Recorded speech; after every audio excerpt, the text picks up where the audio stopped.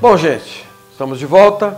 Vocês viram, comecei esse bloco, tirei o papel alumínio do meu cordeiro, virei a peça, coloquei ali as minhas batatas coradas para assarem bonitinho, tirei a marinada, agora vou regando devagarzinho para ir dando cor, dando sabor. Esse cordeiro vai ficar show. E abri um vinho de Santa Catarina. Santa Catarina é um novo terroir brasileiro, não Santa Catarina enquanto estado, as altitudes de Santa Catarina. E hoje Santa Catarina brilha dentro desse cenário brasileiro de vinhos, com vinhos diferentes, com perfis próprios. E eu não podia deixar de trazer um vinho do estado, claro. Portanto, aqui eu trouxe um corte.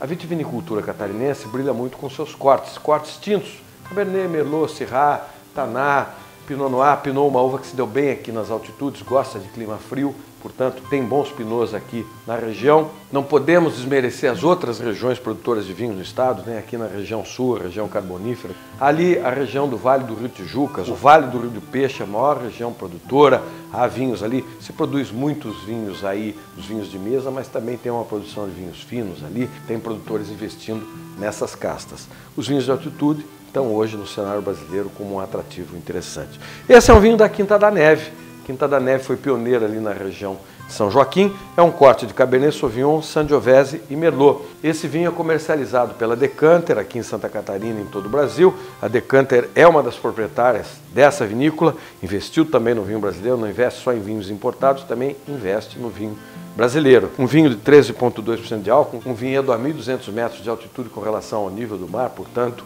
um vinhedo de altitude.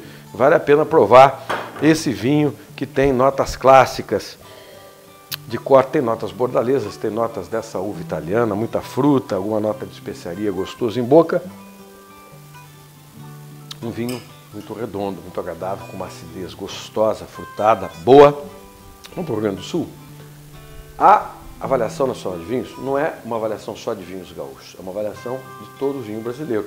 É uma grande festa. Vamos comigo, a gente olha um pouquinho o painel ali, vamos passear um pouquinho ali pelo Rio Grande do Sul, ver um pouquinho os campos, os vinhedos, vale a pena. Faça essa viagem comigo, é bacana, não é só no exterior que tem bons vinhos, não. O Brasil também faz bons vinhos, tem tipicidade, é legal você viajar comigo. Vamos até lá, a gente já volta já, porque esse cordeiro está perfumadíssimo. Vamos até o Rio Grande do Sul, a gente volta já, vamos lá. O Brasil é o 17º produtor mundial de vinhos, segundo dados de 2009, os últimos números mundiais da Organização Internacional da Vinha e do Vinho, a OIV. Em 2011, foram produzidos 311 milhões de litros de vinhos, com uvas colhidas de cerca de 84 mil hectares de vinhedos plantados em 9 estados. São aproximadamente 1.100 vinícolas, a grande maioria familiar. Nem todo o vinho produzido no Brasil, no entanto, é vinho fino, aquele feito com uvas viníferas. Dos 311 milhões de litros, apenas 52 milhões são elaborados com essas uvas, que têm origem europeia. O volume restante contempla vinhos de mesa, aqueles feitos com uvas americanas e híbridas. E há ainda uma produção de 151 milhões de litros de derivados de uva e de vinho. Os números são do Instituto Brasileiro do Vinho, o IBRAVIN. Apesar da produção de vinho fino ainda ser pequena, a qualidade tem crescido muito. O espumante brasileiro está consolidado como um produto de excelente relação custo-benefício. Agora, as atenções se voltam para os vinhos tranquilos, especialmente para os vinhos tintos. No último dia 28 de setembro, foi realizada em Bento Gonçalves, no Rio Grande do Sul, a 21ª Avaliação Nacional de Vinhos. No evento, um júri de especialistas avaliou 16 amostras de vinhos da safra 2013. Os vinhos foram selecionados previamente por uma equipe de 120 enólogos entre 309 amostras enviadas por vinícolas de todo o Brasil.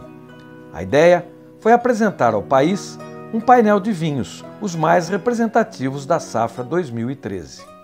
Mais do que um concurso, a Avaliação Nacional de Vinhos é uma festa, a grande festa do vinho brasileiro. Nela, são avaliadas a qualidade e as amostras mais representativas da safra. Nessas 21 edições, a Avaliação Nacional de Vinhos tem mostrado a evolução do vinho nacional. Enquanto acontecia a avaliação, nos campos, os brotos da safra 2014 começavam a mostrar sua força. E os pequenos cachos ainda frágeis mostravam sua beleza. Os vinhedos estavam verdejantes. A natureza, em silêncio, cumpria seu papel. Os jurados comentavam os vinhos. Para abrilhantar a festa, foi chamado Renato Borghetti, com sua música típica dos Pampas. Especialistas e enólogos comentavam a evolução e a boa fase do vinho brasileiro. Lo que yo acho más importante que como país os técnicos comenzaron a tener un contacto muy grande con el resto del mundo y dejaron de pensar en imitar vinos. Y lo que se está haciendo ahora, que considero muy importante, que Brasil en todas sus diversas categorías procura vinos que representen el terroir de cada lugar. Entonces se terminó con esa historia de que viño extranjero era mejor y tenía que ser imitado. Ahora se procura la identidad del lugar y viños con personalidad propia. Y eso es lo que está haciendo crecer tanto la industria vinícola en todas las áreas. Y nos vemos, por ejemplo, el caso más espectacular, sin duda, son los espumantes, que han encontrado su terroir y un desenvolvimiento de un espumante con una tipicidad típica de Brasil y de la región de la Serra Gaúcha, por ejemplo. Vemos cómo los viños tintos han evolucionado en forma positiva, procurando las mayores potencialidades que tiene la uva de acá, sem tratar de imitar a ninguém. Em muitas safras se logra aqui nas nossas condições vinhos tintos muito bons, equilibrados, com adequada acidez. O que não se pode cobrar do vinho tinto brasileiro é a característica do vinho chileno, bem como não se pode cobrar do vinho francês que ele seja semelhante ao chileno e nem ao italiano. Então muitas vezes se faz uma crítica ao vinho brasileiro por ser mais ácido que o chileno, mas o vinho barbeiro italiano também é mais ácido que o chileno. O vinho da Borgonha também é mais ácido do que o vinho chileno. Então por que só a crítica para o vinho brasileiro? Está na hora do consumidor entender a geografia e o efeito que a geografia faz no vinho. E o Brasil tem que valorizar as suas diferenças. Uma festa para mostrar que o vinho brasileiro está evoluindo, nos campos, nas cantinas e nos copos. Vinhos com perfis frescos, frutados e agradáveis. Vinhos brancos e tintos de corpo médio, bom teor alcoólico e boa estrutura. E espumantes frutados, frescos e tropicais. Produtos bem brasileiros. Gente, vocês viram que bacana? É uma baita festa, acontece todo ano, 21ª edição. Na 9ª edição, em 2000, fui jurado. Fiquei lá sentado naquela mesa, foi uma grande honra para mim, foi muito bacana. Eu avaliei um vinho branco, foi muito interessante. É sempre bom ir ao Rio Grande do Sul, 90% de toda a produção nacional de vinho está ali. Evoluiu muito, tintos de corte lá já estão entrando, são bem interessantes. Ou seja, vale a pena provar o vinho brasileiro, não tenha preconceito. Preconceito é o pior problema com o vinho nacional. O Brasil tem bons vinhos, o Brasil tem vinhos com tipicidade, com característica, um vinho frutado, um vinho mais ao estilo europeu. Portanto, não queira comparar com vinho chileno, com vinho argentino. Cada país tem a sua tipicidade. Pense em vinho brasileiro como vinho brasileiro, tá? Bom, eu vou fazer o meu preparo, fazer uma saladinha de radicchio, que é uma coisa típica deles, para acompanhar também, para refrescar o meu cordeiro. E vou usar no lugar do bacon, que eles usam bacon fritinho junto com a salada, vou usar presunto cru italiano, vou usar um Fiorucci, não vou usar Ramon hoje, vou usar um presunto italiano, porque nós estamos falando da cultura italiana, cultura vitivinícola italiana, cultura gastronômica, culinária italiana. Olha que bonito, ó. Fatia do Fiorucci. Cortei uma fatia um pouco mais larga, você está vendo aqui, uma fatia de mais ou menos 1 centímetro, 1,5 centímetros. Por quê? Para poder fatiar, cortar em dadinhos, como você vê aqui, olha. Em dadinhos no passo a passo, você vai ver como é que eu fiz isso. Esse presunto é da Cerati, claro, importado pela Cerati. Cerati tem a mortadela, tem vários tipos de fiambres e tem o presunto italiano, como não?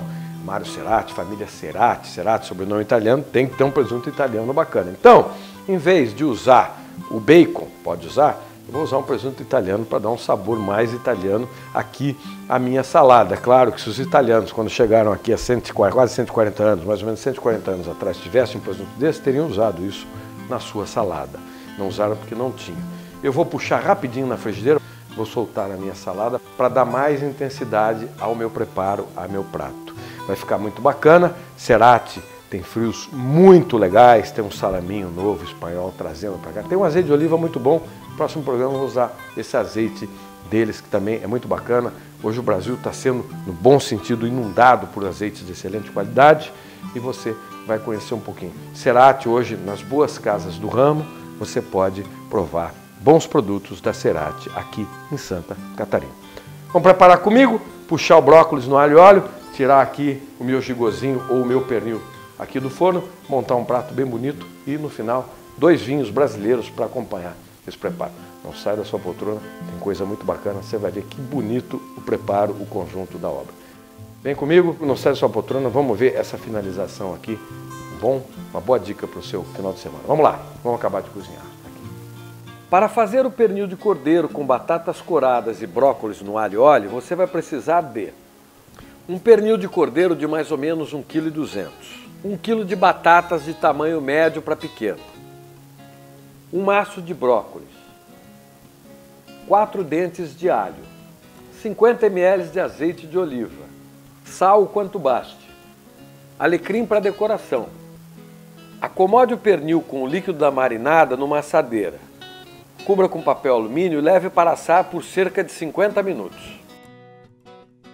Depois desse tempo, retire o líquido da marinada, coloque as batatas descascadas e temperadas com sal, um pouco de tomilho e azeite de oliva e leve para assar, regando apenas com um pouco do líquido. O tempo de cozimento nesse caso será de mais ou menos 45, 50 minutos.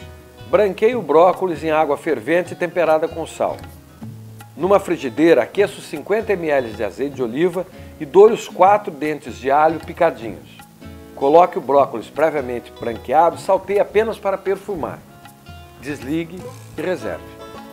Desligue o pernil assado do forno e prepare a travessa de serviço. Cubra o fundo da travessa com um alecrim fresco. Retire o pernil e acomode no centro da travessa. De um lado, acomode as batatas coradas. Na metade do outro lado, acomode o brócolis no alho e óleo. Na outra metade, acomode as fatias de torradas de alho. Regue com um pouco do suco da assadeira. Regue com um pouco de azeite de oliva extra virgem. Você pode montar os pratos ou servir dessa maneira.